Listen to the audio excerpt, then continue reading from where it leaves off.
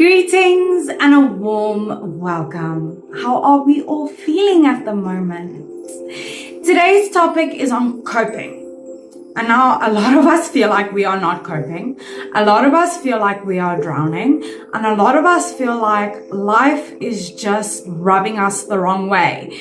And things are getting worse and worse and worse and worse no matter what we do. And because of this, we find coping mechanisms where we enforce instant gratification because it plays on that emotional part of us that feels a bit better. So we feel like we are coping. But if we are directed by emotion, then we are not going to find healthy ways to cope.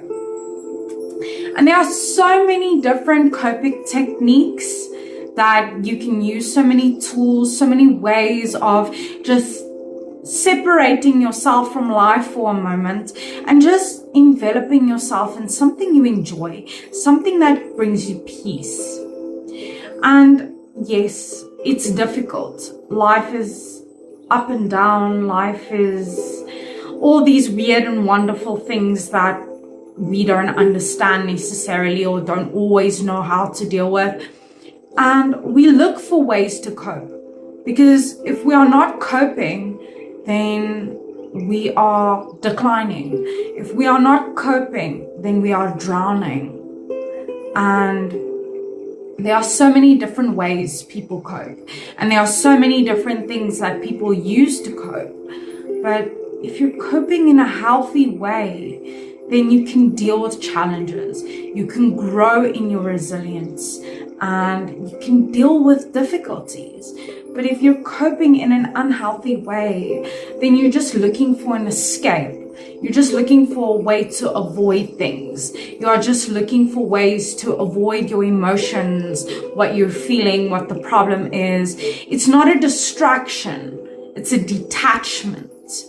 And coping mechanisms like that are extremely unhealthy. And how you cope will determine how well you can deal with life, how well and how quickly you can bounce back, which is your resilience, how you can grow in your resilience. And I want to break it up into this simple statement. Okay, so we either cope to thrive or we cope to survive. When we cope to thrive, we look for ways to construct and build and become healthier and better and look for solutions and ways to deal with life. But if we are coping to survive, then we are drowning. Then we are hurting ourselves. Then we are self-sabotaging. Then our mental health will decline. We need to cope to thrive instead of coping to survive. Because when you cope to survive, you're just looking at feeling better. You're just looking at feeling okay instead of being more constructive, instead of building, instead of growing, instead of healing. And when you cope to survive, you stay stuck. You stay stagnant. You're stuck in the problem. Because instead of swimming through it, you are swimming against it. And that is what's going to determine how well you can deal with things in life. And think of coping mechanisms like this, especially healthy coping mechanisms. It's meant to be a tool to help you navigate through life. It's about being able to build yourself up, to see challenges as a challenge, not a problem, and to look for solutions. Because if you're coping in an unhealthy way, you are navigating through life with this mindset that I need to survive, I need to feel okay, I need to feel happy. But you need these tools.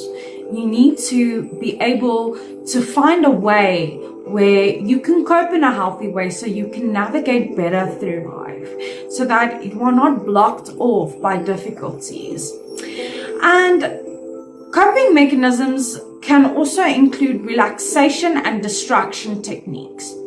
So relaxation techniques would be your passive rest, where you relax, watch some series, read a book, or you catch up on some sleep, you take a nap, you're just relaxed, you listen to some music, maybe you do some meditation, really envelop yourself in the silence so you can process things.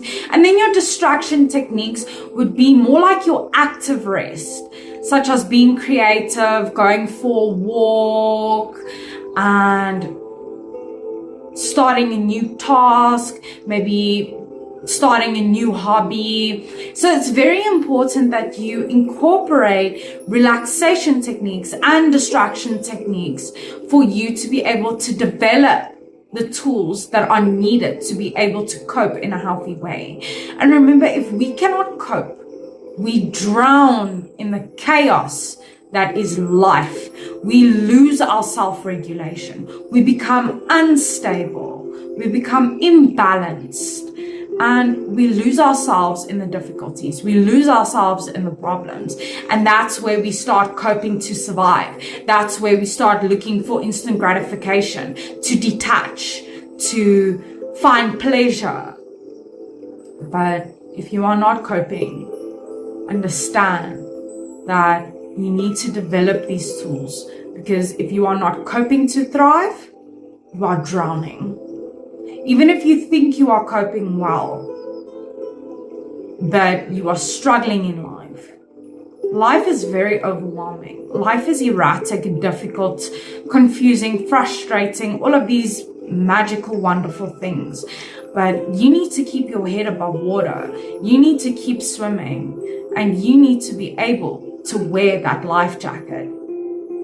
And the thing is, we usually find unhealthy ways to cope because it's easier, because it feels good.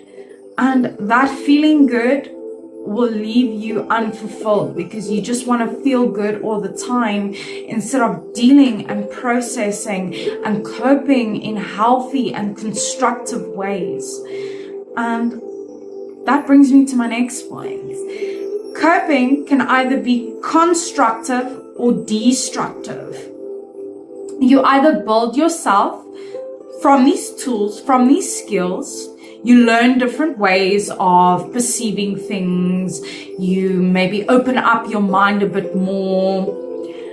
But if you're coping in a destructive way, you're self-sabotaging, you're bringing yourself down, you're fighting this inner war, and you are not dealing with life's problems, life's difficulties, life's challenges very well. And remember that your coping skills determine your resilience, how easily you can bounce back, how quickly you can bounce back.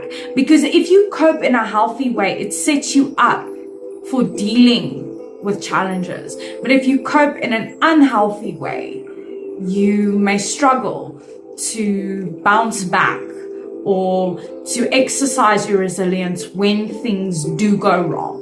And you might find yourself in that instant gratification phase again.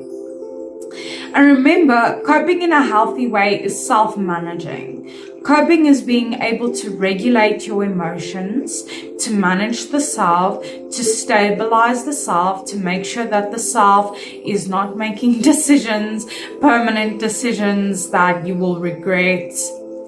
And if we can manage ourselves correctly and we can cope correctly, then dealing with life's difficulties will become a little bit more manageable. I wouldn't say easier, but I definitely say more manageable.